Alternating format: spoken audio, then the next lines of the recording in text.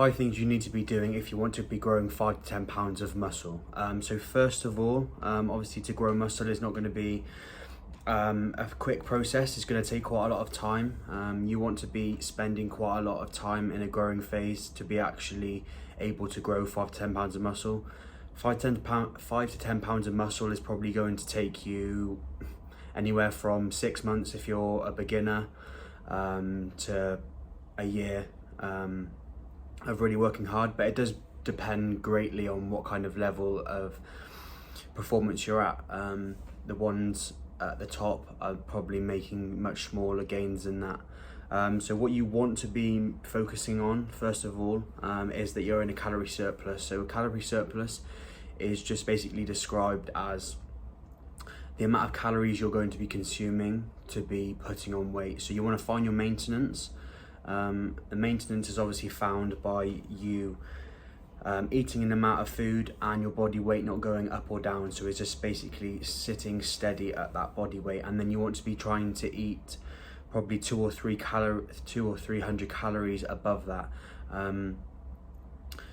because that is obviously a very important way that your body's going to be growing, because you're going to be consuming more than you're going to be burning. So first of all, make sure that you're in a calorie surplus. Second of all is on to training, and I would say that your progressive overload training is going to be the most beneficial to you when you're wanting to add as much sizes and muscle as possible, if you're trying to get obviously 5 to 10 pounds more muscle. So progressive overload is obviously when you're doing your training, each time you want to try and improve from your last session in some way. This either could be done through a weight, so if you want to increase it by a kilo, 5 kilos, 10 kilos each time, depending on certain lifts. The other way you can do it is how many reps that you do. So next time you want to be able to, if you did 8, you want to try and get 9.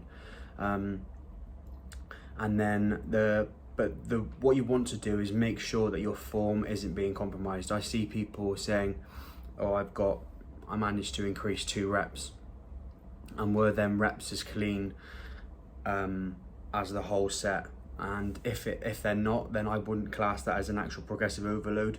You found a way to lift that weight, and it wasn't necessarily you actually improving. And then another thing you really want to be considering is your training intensity, and training to all-out failure is going to bring out the most of you.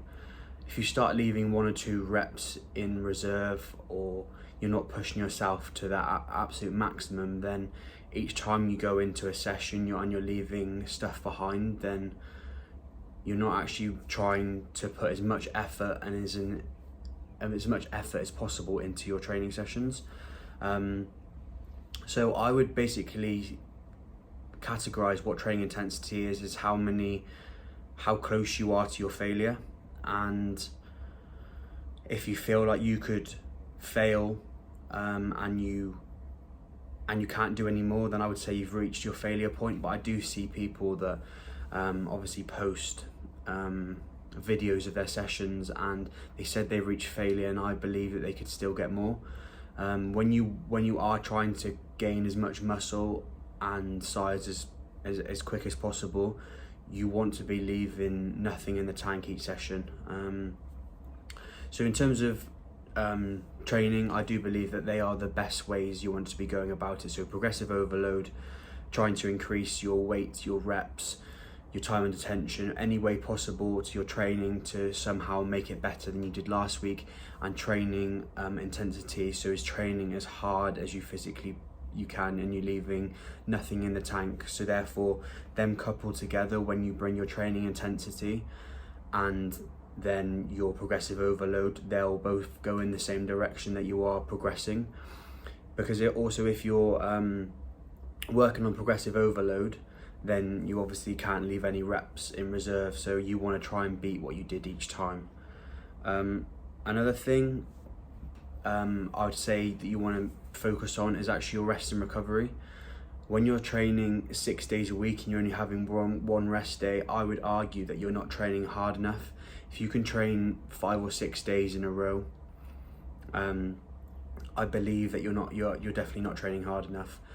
I train 2 days on, 1 day off, 2 days on, and then 1 day off, and then repeat. So I know that by the time I get to that third day, I can't train again. So that I do believe that the rest days are very important. Obviously, the rest days where you're going to basically gather your energy to then go again in the next session. So I almost say it's like a spring coiling up. So the spring coiling up is you recovering, and then you're ready then to explode in the sessions, and you will be able to keep progressing. You'll be able to keep bringing that intensity, and when you rest, you're going to recover. So obviously the muscles are going to recover to then grow back bigger and stronger, and then it's just going to work like that. If you don't rest enough, you will start to accrue injuries, and obviously you won't be able to progress because your body is just taxed out really, and you want to just definitely focus on that. It's not, people think that having a rest day is lazy, and I've seen people before that they feel bad having a rest day because they feel that their body doesn't need it, but then it's down to your recovery capabilities and when you feel like you can train again. And then lastly, I would say water intake. Obviously the recommended is somewhere between 1.5 to 2 litres, and if you feel like your body doesn't need any more water, then you shouldn't drink. But I do believe that hydration is very important, and it's difficult to know where your body needs your water levels. So I do shoot for probably more water than I need, just so I can definitely cover it. So I have between probably 4 to 6 litres, so 4 on a rest day, 6 on a training day, and I would never want to feel that I was dehydrated or that I couldn't give my all because I haven't got enough water.